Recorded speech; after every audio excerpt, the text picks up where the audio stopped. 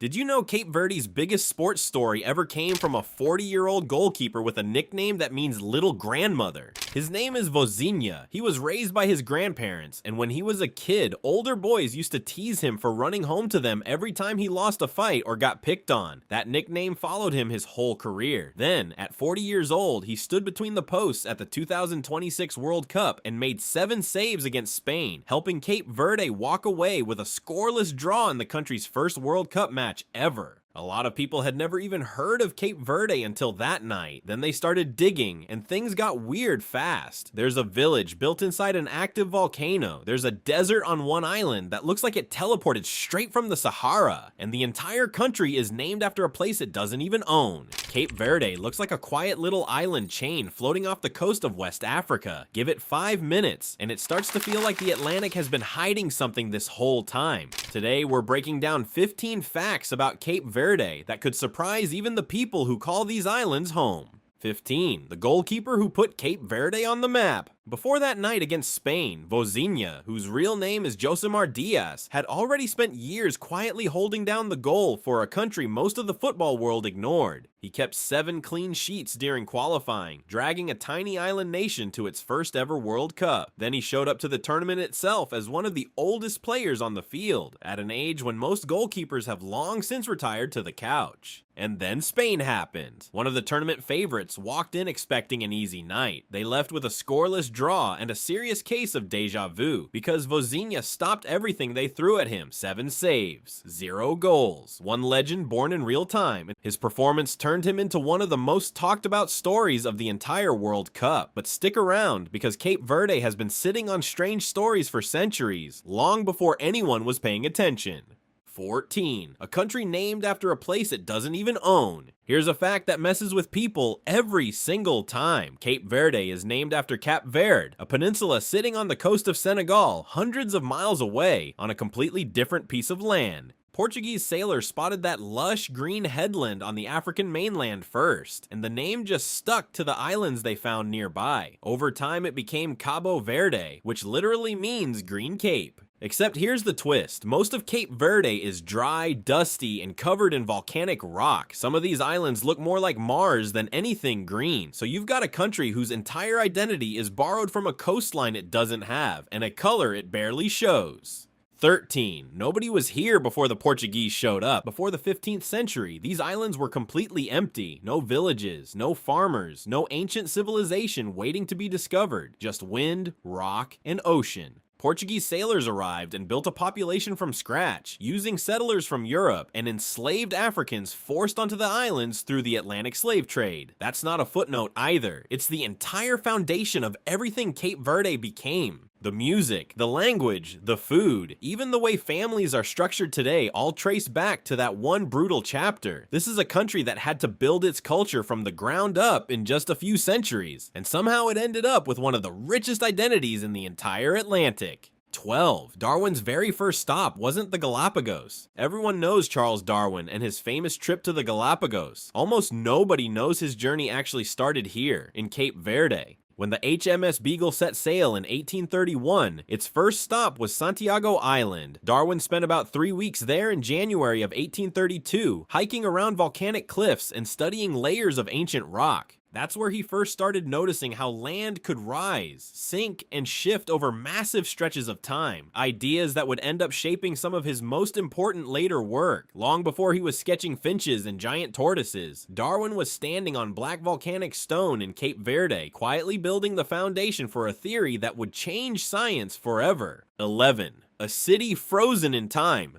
and history. On that same island of Santiago sits Cidade Velha, founded all the way back in 1462. UNESCO recognizes it as the first European colonial town ever built in the tropics. Sounds impressive until you learn what it was actually used for. Cidade Velha became a major hub in the Atlantic slave trade, a place where enslaved people were held before being shipped across the ocean. Walk through it today, and you'll find a 15th century church still standing, the crumbling remains of a royal fortress, and a stone pillory once used for public punishment. It's beautiful in the way old ruins always are, and it's heavy in a way that sticks with you long after you leave. 10. There's a village living inside an active volcano. Now we get to the part that sounds completely made up. On Fogo Island, there's a community called Chadas Calderas, sitting directly inside the massive crater of an active volcano called Pico do Fogo. Families have farmed grapes, coffee, and beans on that volcanic soil for generations. Then in 2014, the volcano erupted. Lava swallowed entire neighborhoods, destroying homes, roads, and farmland, and forcing more than 1,000 people to evacuate with almost nothing. Here's the part that gets me every time. A lot of those same families eventually came back. They rebuilt homes right there on the cooled lava fields, on the same ground that had just tried to destroy everything they owned. They're still living inside a volcano that could erupt again at any time, and most of them wouldn't dream of living anywhere else. If a story like that catches your attention, go ahead and hit subscribe right now, because there are a lot more places on this planet hiding stories just as wild as this one. 9. There's wine growing inside that same crater, that volcanic soil that buried a village. It also grows some genuinely great wine. Inside the same caldera on Fogo, vineyards stretch across dark volcanic ground at a serious elevation. Dry air, intense sun, and mineral-packed soil give the wine a flavor locals will defend with their entire chest. Not many wine regions on Earth can say their grapes are literally growing inside an active volcano's crater. Every bottle from Chadas Calderas comes with a built-in reminder that the ground it grew on used to be liquid fire. 8. An ocean nation with no permanent rivers. Here's a contradiction that shouldn't work, but does. Cape Verde is completely surrounded by the Atlantic Ocean, and yet it doesn't have a single permanent river. The islands do have seasonal stream beds called ribeiras that fill up fast after heavy rain, then dry out completely for most of the year. Rainfall here is unpredictable and often scarce, and drought has shaped daily life on these islands for centuries. So how do people get drinking water in the middle of the ocean? Desalination. Cape Verde pulls salt water straight from the Atlantic and strips the salt out to produce much of the country's freshwater supply. Living surrounded by water doesn't automatically mean you have any to drink. 7. A crater lake so salty you can't sink.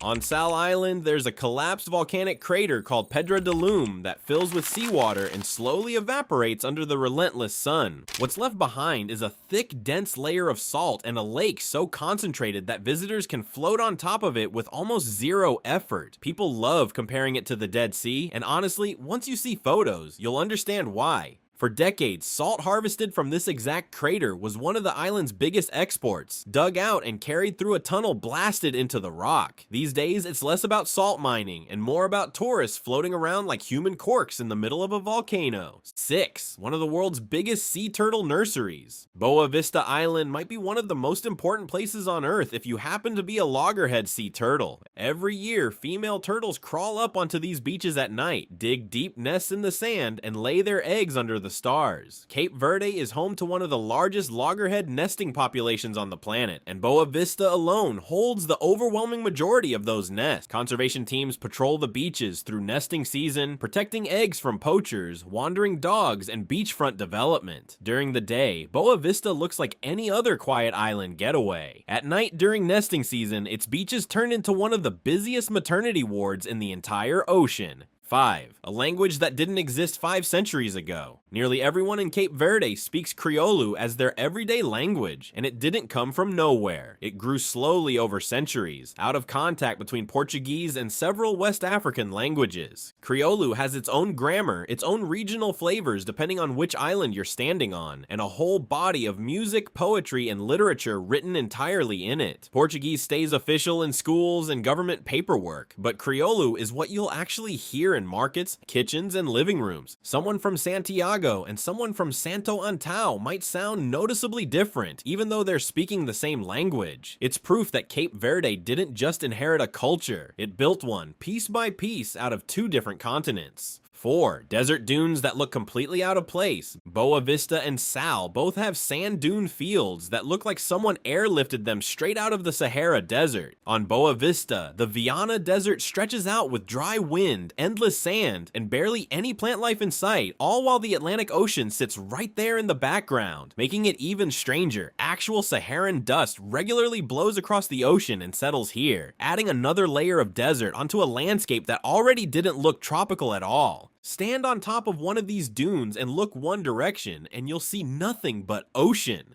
Turn around, and it suddenly feels like North Africa. 2 completely different worlds, standing right next to each other. 3. More Cape Verdeans might live abroad than at home. Cape Verde's population sits at a little over 500,000 people. Here's the part that breaks people's brains. Estimates suggest more Cape Verdeans might actually be living outside the country than inside it. You'll find Cape Verdean communities scattered across the United States, Portugal, the Netherlands, France, and Brazil. Massachusetts in particular has one of the largest and most established Cape Verdean communities in the entire country. For generations, islanders left home to work whaling ships, factories, fishing boats, and ports around the world, sending money back to family the whole time. In a very real sense, Cape Verde is a country that has always stretched far beyond its own coastline. Stick around because these last two facts get seriously strange. And if geography like this is your thing, don't forget to smash that like button before we finish. 2. The Green Island hiding inside a dry country. Everything about Santo Antão feels like a completely different country compared to the dusty, sun-scorched islands of Sal and Boa Vista. Steep green valleys cut through the island, lined with terraced farms, banana trees, sugarcane fields, and mountain villages tucked into dramatic cliffs. Its higher slopes catch more rainfall than anywhere else in the country, and farmers still use centuries-old irrigation channels called levadas to guide water down to their crops.